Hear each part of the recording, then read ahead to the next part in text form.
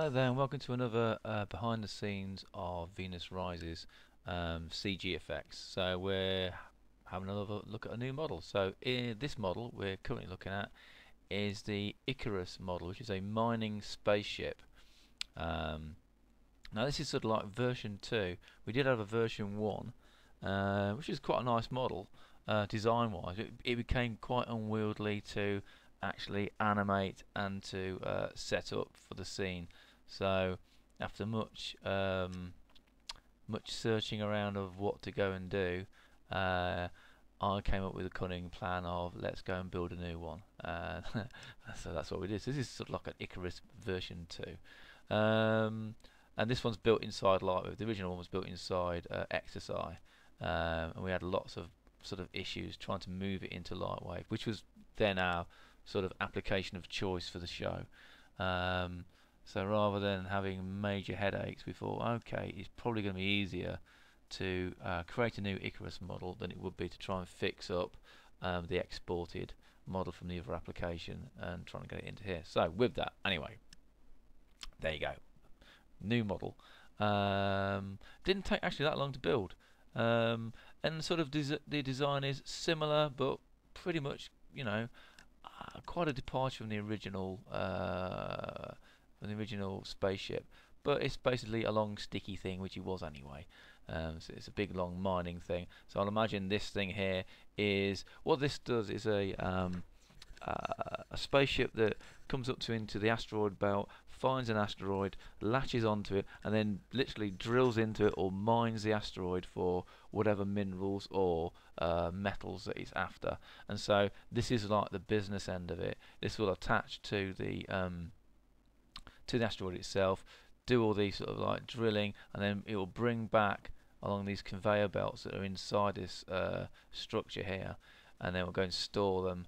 Well, it will sort of do all the crunching and turn it into powder and dust, and then we'll bring it up and store it in these things back here. Now, around the sort of drilling side of this spaceship, we have two sort of like crew compartments here, and these are rotating around.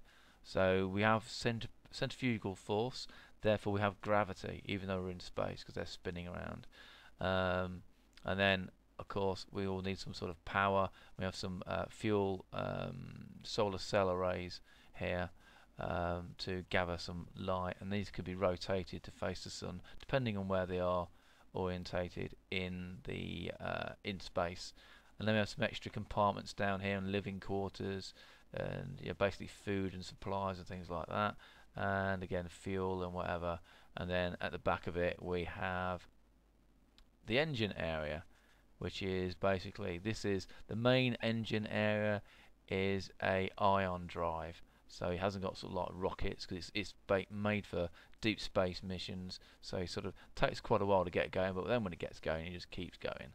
So that's my ion drive sort of idea of that. And if I go up to here, if I go and grab some points around there, let it grab them, might take a while because there's quite a few polygons, and shift A to go and select that and deselect. So now you can see that here we have one of the areas for the people to live in or control this from.